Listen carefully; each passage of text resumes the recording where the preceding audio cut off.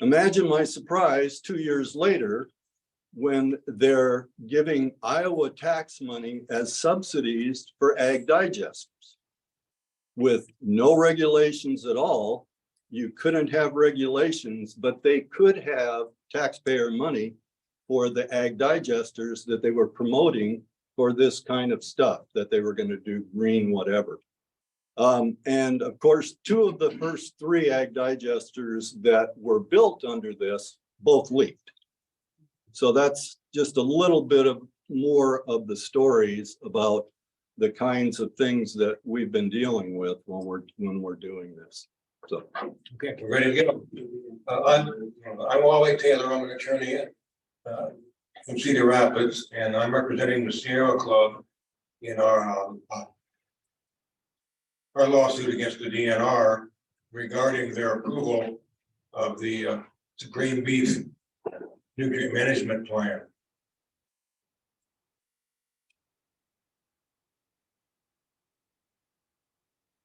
But first of all, a little bit about the Sierra Club. We're the largest and oldest grassroots environmental organization in Iowa. We address a wide range of environmental issues, pollution and solutions, parks and wildlife, and democracy that works for the people.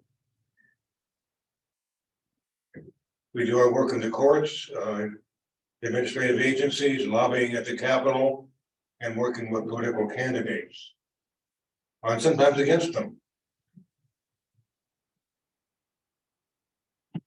As Larry gave me the background here, Supreme Beef started out as a company called Waltz Energy, and they now have 11,600 cattle and a manure storage basin of over 30 million gallons. It's at the headwaters of a trout stream, Bloody Run Creek, which is why the Sierra Club is really concerned about this, because Bloody Run is what we call an outstanding Iowa water. It's a special designation that the trout streams up here in northeast Iowa and 2 of the Great Lakes in Dickinson County have been designated as outstanding Iowa waters, and they're entitled to extra protection. So we want to make sure that they get that extra protection. The Supreme Beef operation sits on karst, which I'll talk about a little more later, but it's fractured limestone and sinkholes, as Larry mentioned. The Department of Natural Resources issued a permit for the earthen manure storage basin and then approved the nutrient management plan. And the Sierra Club and others, including Larry and Steve Vesey, objected throughout the whole permitting process. And in fact, Steve had to educate the DNR employees on the science involved.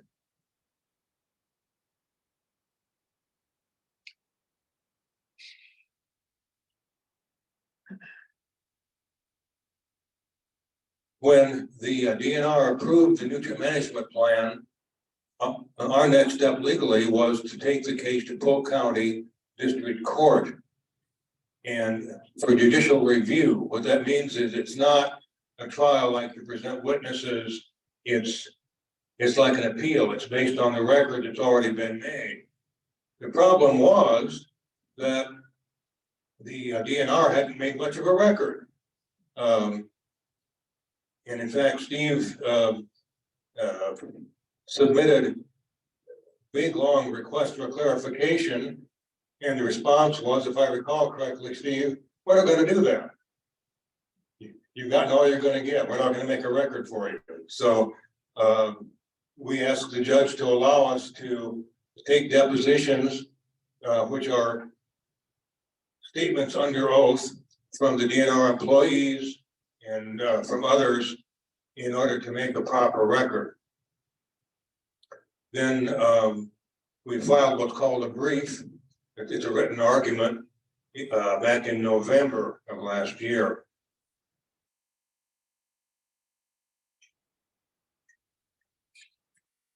So the problem, as we'll see as we go through here, is that the DNR could never decide whether Supreme Beef was a confinement operation or an open feedlot. And it makes a difference in Iowa because the regulations are different.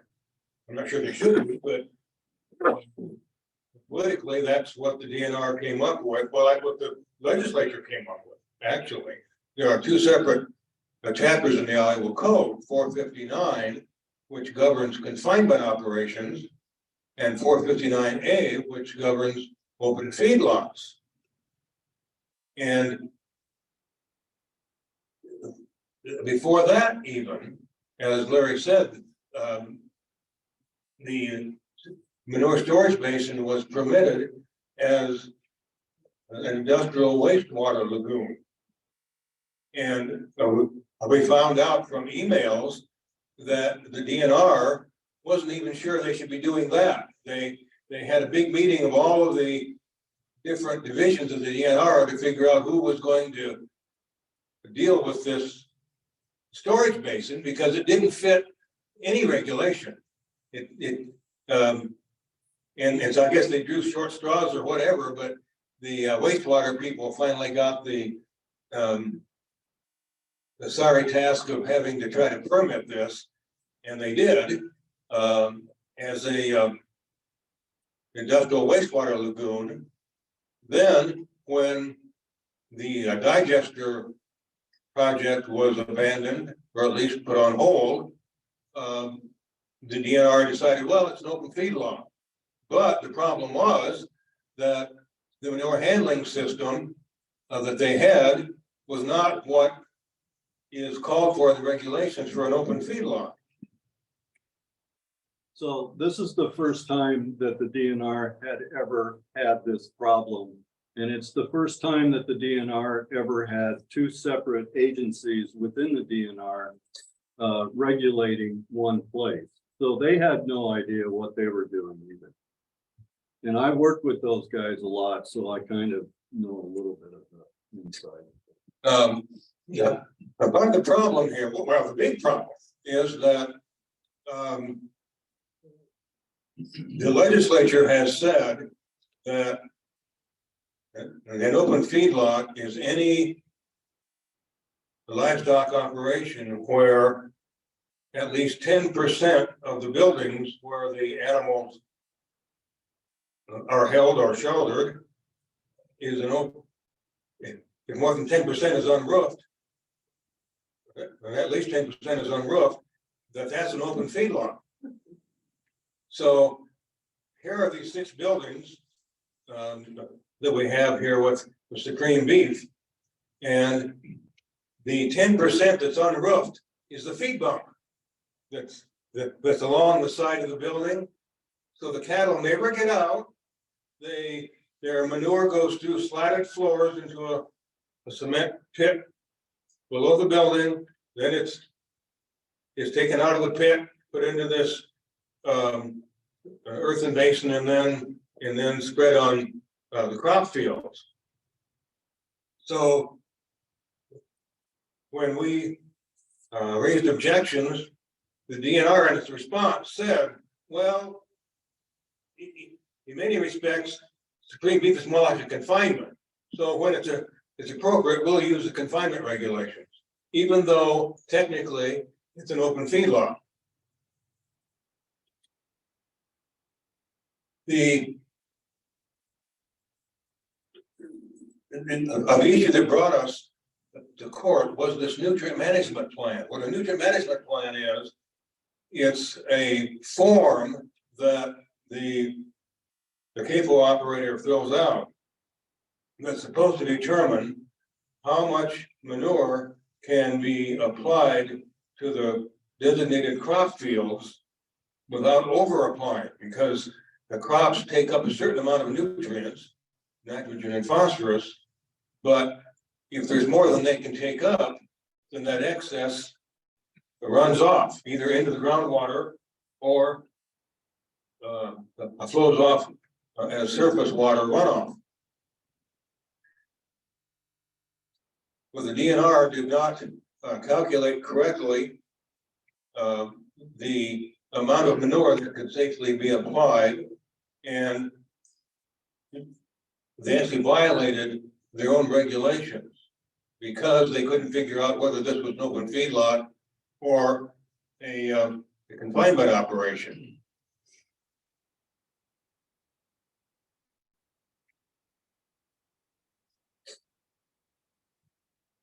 One thing the nutrient management plan is supposed to do is estimate the amount of manure and nutrients being produced by the operation. And to do that, first of all, you have to take a sample of manure so you can test it and see the concentration of the nutrients in the manure, or in this case, where it was a brand new facility, they didn't have any samples. You can use a table that the DNR has created from the past experience, or you can use a sample from a similar facility. But that provision for using a similar sample applies to confinements, not open feedlots. So the DNR there were actually 3 nutrient management plans. I should probably mention that because originally in July of 2020, there was a nutrient management plan for the full 11,600 head of cattle. But Steve Vesey pointed out that they didn't figure the calculations correctly, and so therefore they didn't have enough fields for the amount of nutrients that they would have, or the amount of manure that they would have. So the DNR did not approve that nutrient management plan. So then the next thing that happened, according to an email that we have, as Larry says, that Dan Zumbach, who's a state senator and the father-in-law of one of the owners of Supreme Beef, went to Kayla Lyon, who's the director of the DNR, and somehow worked out a deal that there would be a new nutrient management plan submitted for about 2,700 head of cattle, figuring that there were 13 fields that had the proper requirements for controlling erosion. And so supposedly this 2,700 head was calculated to equal the manure that would be safely applied to those 13 fields. And then the deal was that sometime later, there would be a new nutrient management plan for the full 11,600.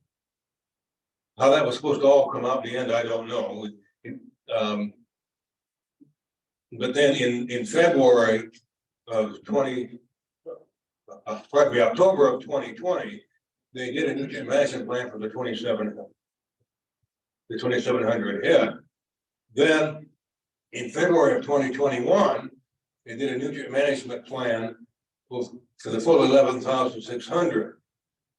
And that's the nutrient management plan that we're going to court on. So they used improper numbers, first of all, to calculate the amount of nutrients. They used a manure sample from a slaughtering house called Upper Iowa Beef. It's nothing like an open feedlot. So it wasn't a similar operation at all. It didn't have the same type of manure handling system. The cattle are only there for a few hours or maybe a day at the most before they're taken in and slaughtered. So it wasn't a similar sample at all, but the DNR let it go anyway, rather than requiring the use of those table values that would have been more accurate. And the DNR should have known, because the claimed nutrient content of the upper Iowa beef sample was about 4 or 5 times less than the table value. So that should have been a red flag right there. But they let it go. And then the other aspect of a nutrient management plan is what's called the P index. And this is a calculation to determine the erosion potential of the fields where the manure is going to be applied. And there's also another aspect called Russell 2. I won't get into all that in detail, but it talks about conservation practices and tillage practices. So you put those together and you're supposed to get P index. But what the DNR didn't do is they didn't account for what are called ephemeral gullies and the classical gully that also erode. The ephemeral gullies, you know, they're the gullies that you see water flowing down after a big spring rain or a snow melt. But during the rest of the year, they probably don't have any water and don't have any erosion. But they still have to calculate it because there is erosion there. And the DNR's response was, well, we went out there or we looked at photos and I didn't see any erosion. Well, it probably wasn't raining right there and there wasn't enough water at that point. But there's a way to calculate that. And Steve Easy in his comments pointed that out. And interestingly enough, the DNR employee who was supposed to be the expert on the P index didn't know about that. And Steve had to educate him. So that's the problem we had, and why we're contending that the DNR was arbitrary and capricious, which is the term we use legally to say that the DNR just blew it. They didn't care, they didn't check calculations. Or they made it up as they went along. Sort of.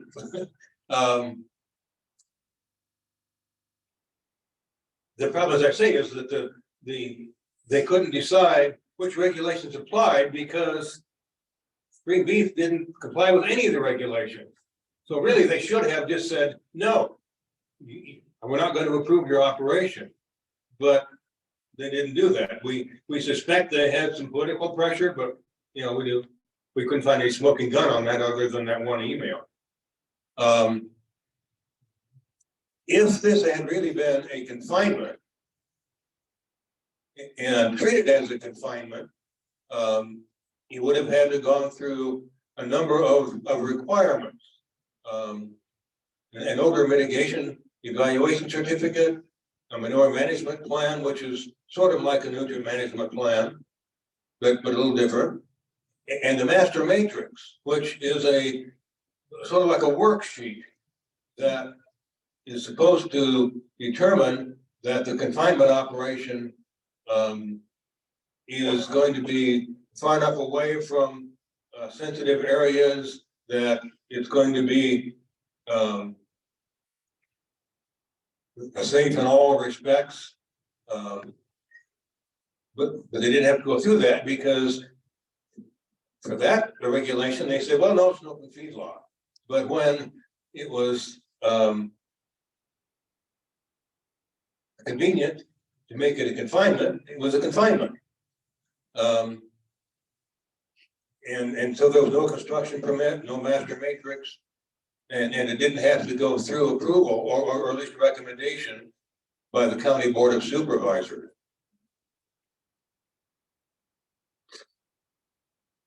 And furthermore, the manure storage basin is in a floodway.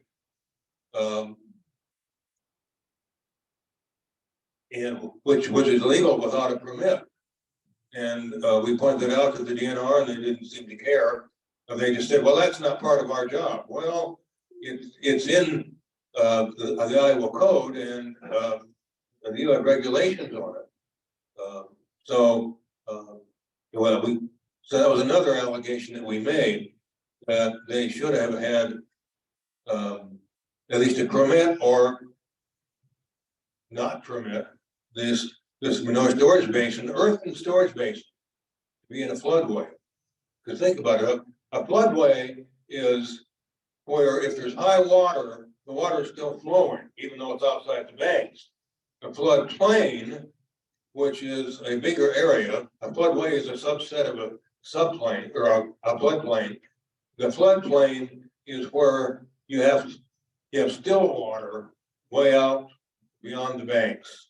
But the floodway, the water is still flowing, so it's going to eat away at that earthen lagoon.